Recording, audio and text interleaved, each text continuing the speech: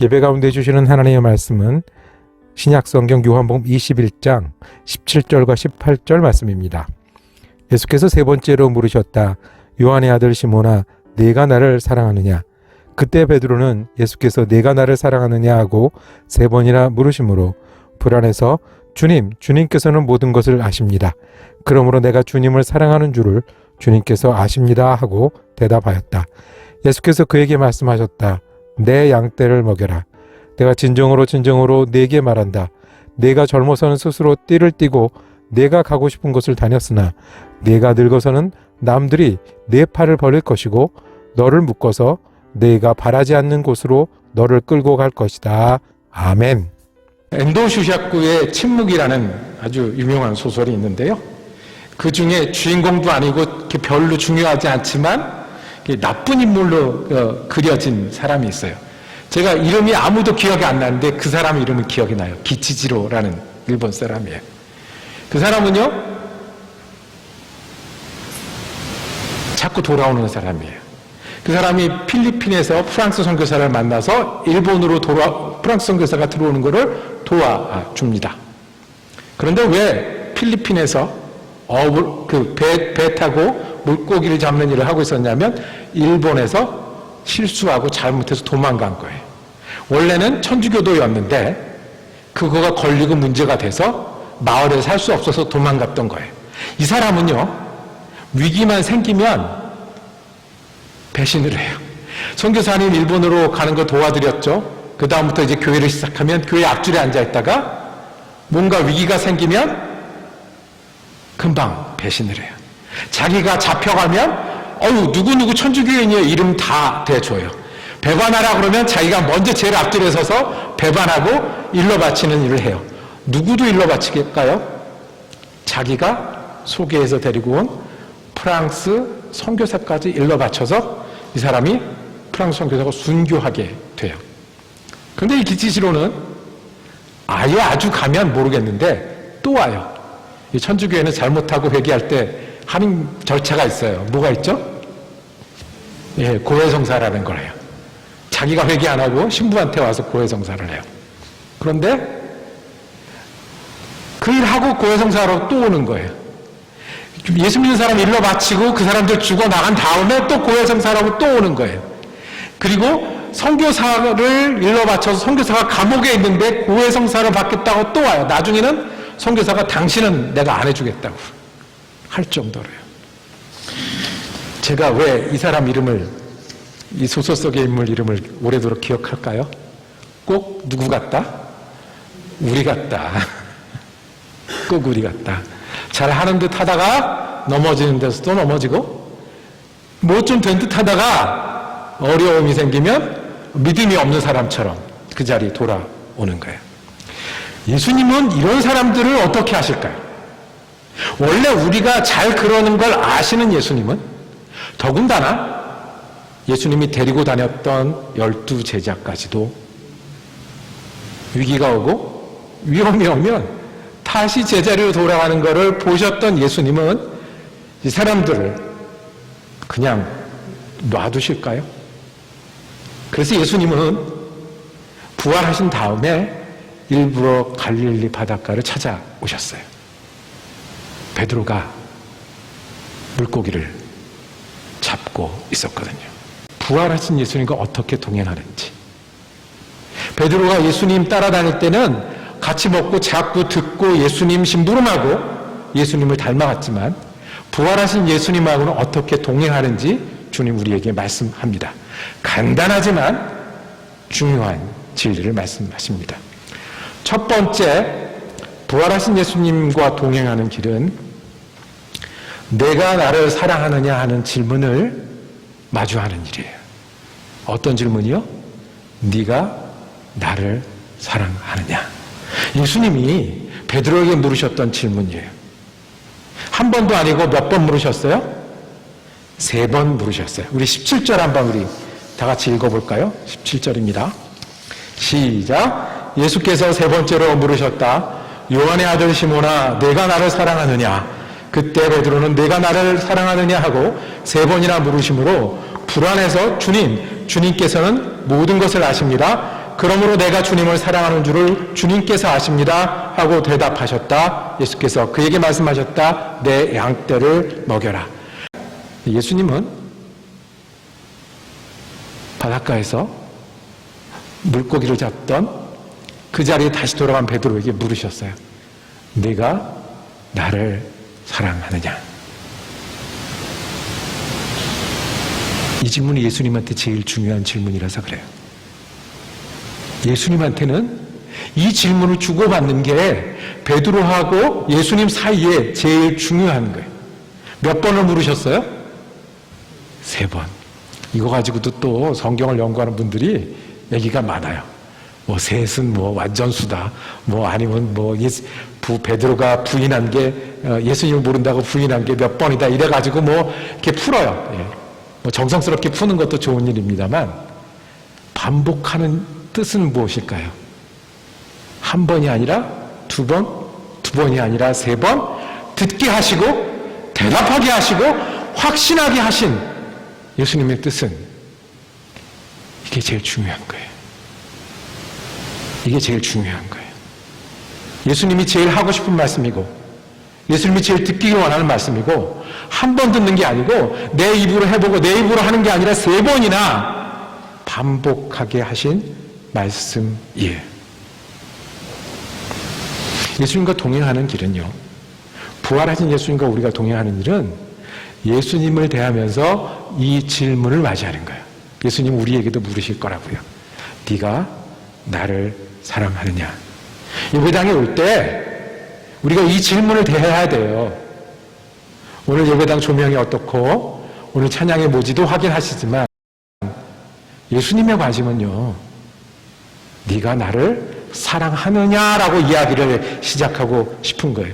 우리의 관심은 내가 이런 문제가 있는데요, 이런 어려움이 있는데요 인데 예수님은 뭐요? 내가 나를 사랑하느냐. 성경을 열면 오늘은 몇 장을 볼 수 있을까? 오늘은 어떤 데 밑줄을 그을까? 성경을 여는 네 마음이 사랑하느냐라고 우리를 부르신 거예요. 하루를 시작할 때 예수님을 기억해요. 한나를 주셨어요. 그럼 내가 오늘 무슨 좋은 일이 있을까? 예수님 도와주셔서 그 이전에 내가 예수님을 기억할 때 이 질문을 한 번 안 되면 2번, 2번 안 되면 3번이라도 확인하고 싶은 것. 네가 나를 사랑하느냐? 질문은 뭐까지 가야 돼요? 답까지 가야 되는 거예요. 여러분들이 예배당 들어오실 때 이 질문을 마주해야 되고요. 질문을 맞이하면 답을 해야 하는 거예요. 베드로는 대답을 합니다. 내가 주님 사랑하지 주님 아시잖아요. 주님 아시잖아요. 이 예수님이 했던 네가 나를 사랑하느냐의 질문에는 이 사랑이라는 단어를 아가파오라는 단어를 썼어요. 이 단어는 우리가 사랑 중에 지극한 사랑, 헌신적인 사랑, 끝없는 사랑, 그래서 하나님이 우리를 사랑하신다 할 때 쓰는 단어가 이 아가파오예요. 근데 베드로는 대답을 해요. 필레오라고요. 내가 사랑합니다. 근데 다른 단어 썼어요. 우리 한국어 성경에는 똑같이 사랑으로 번역을 했어요. 필레오는 친구들끼리 사랑하는 거예요. 내가 좋아하는 거예요. 필하모닉, 그 음악을 좋아하는 그 필라델피아 형제 사랑하는 그 필이에요. 단어를 썼어요. 왜냐하면 예수님 사랑하는데 베드로가 표현하고 싶은 게 예수님이 나를 사랑하는 만큼 내가 사랑하지 못하니까 또 예수님이 사랑 묻는데 거기 바로 대답이 안 가서 필레오라고 대답을 해요. 이런 거예요. 그 아이들이 대학을 가면 혼자 살면서 기숙사에 살면서 조금씩 철이 들어갑니다. 그래서 한국 아이들이 이제 대학교에서 모여서 얘기를 하는데 엄마가 전화만 하면 꼭 물어본다는 거예요. 엄마가 전화하면 뭐 물어볼까요? 밥 먹었니? 밥 먹었니? 또 그럼 뭐 알아서 먹고 있다 그러면 그 밥 중에 꼭 뭘 먹어야 되는 거예요? 아침 챙겨 먹어야 되고. 그러면 뭐 먹었니? 그러면 뭐 이런 거 먹었어요, 저런 거 먹었어요. 그것만으로 안 된다. 사람은 뭐로 사는 거다? 밥심으로 사는 거다. 그러니까 밥을 꼭 챙겨 먹으라고 얘기를 해요. 우리 엄마도 그러고 니네 엄마도 그러고 다 엄마들이 그래요. 근데 이 친구들이 조금 철이 들면 알기 시작해요. 이 밥 먹었니랑 뭐랑 비슷한 말인 건 줄 아냐 하면 사랑한다는 말과 비슷한 거예요. 엄마는 사랑한다는 말이 입에서 빨리 잘 안 나오는데 그거보다 먼저 나오는 말은 밥 챙겨 먹고 있냐는 거예요. 이게 사랑한다는 말이라는 거를 지나고 나면 조금 철이 들면 알아요. 그래서요, 예수님이 아가페 너 나 사랑하니라고 했을 때 제가 감히요, 제가 이렇게 부족한데요, 나는 이거밖에 못하는데요, 그래도 저 예수님 좋아하는 거 따르고 싶어하는 마음 주님 아시잖아요, 이렇게 대답하는 거예요.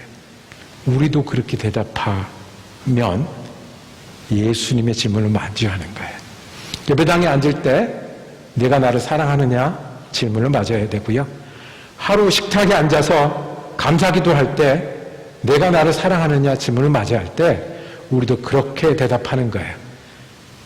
우리는 내가 나를 사랑하느냐, 하나님 사랑합니다, 하나님 사랑합니다 하고 비슷한 말이 뭐가 있겠어요?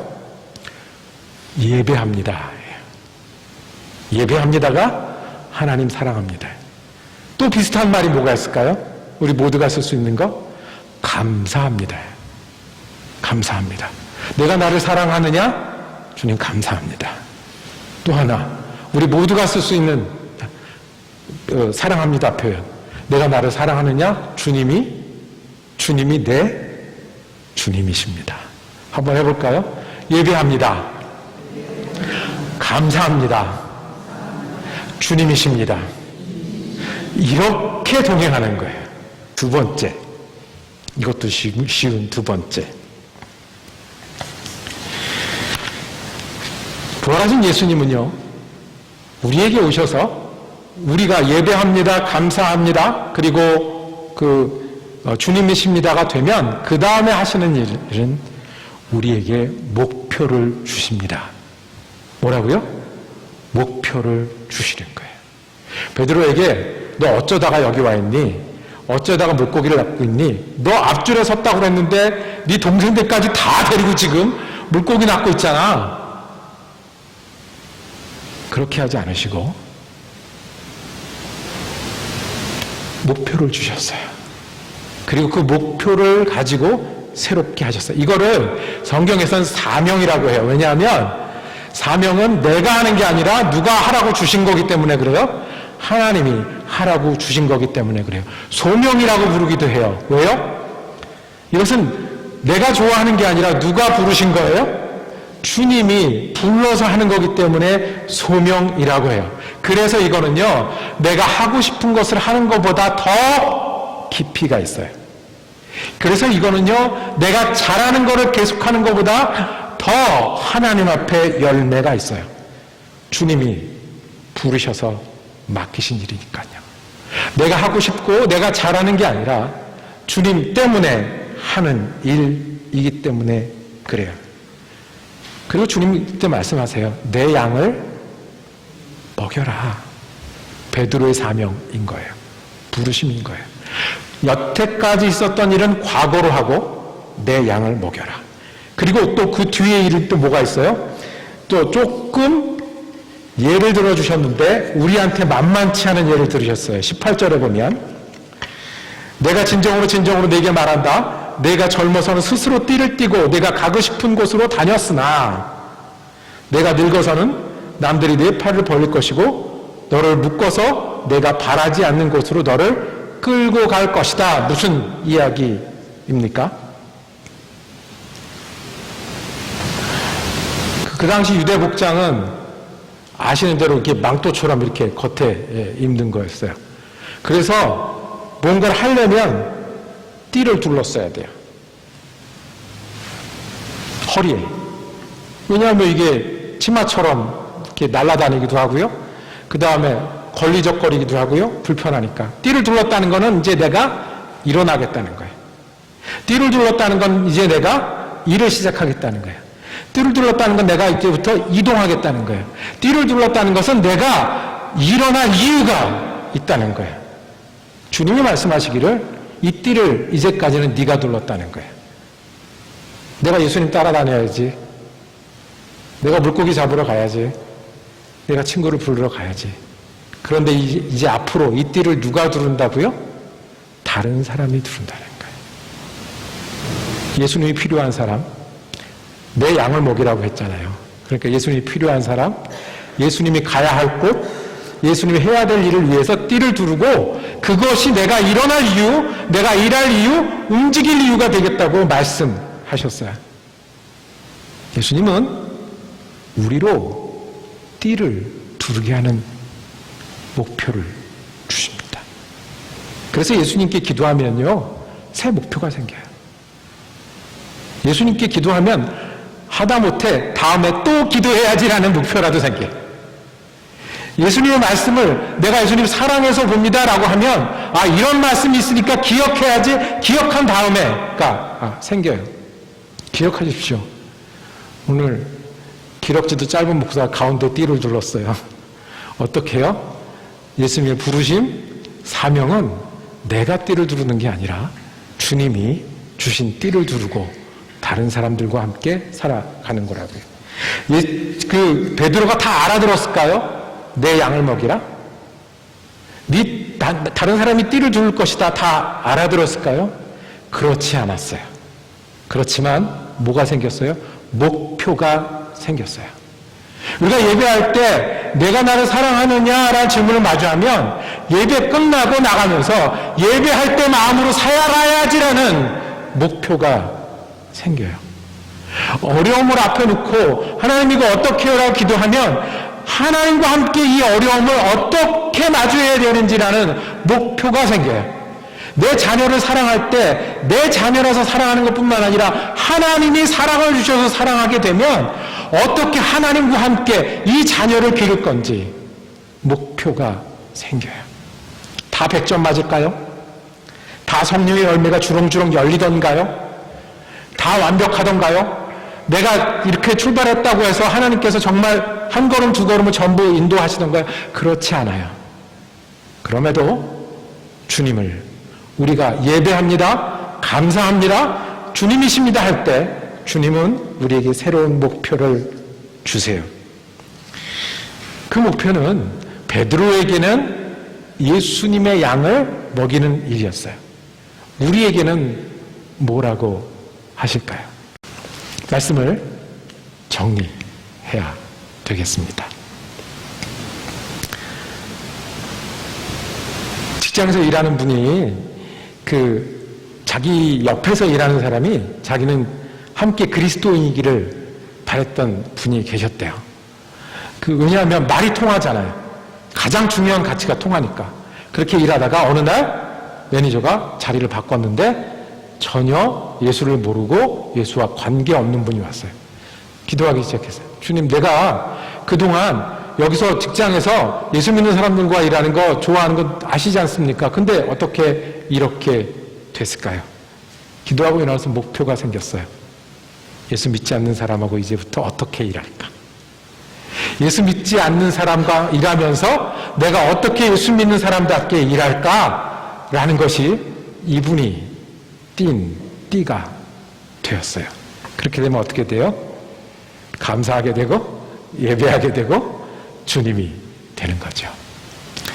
기지지로의 이름을 기억하고 있는 그리고 믿음 때문에 맨날 제자리 돌아올 수 있는 것을 아는 우리, 베드로도 틈이 나니까 물고기를 잡으러 갔던 성경 이야기 똑같이 말씀하십니다.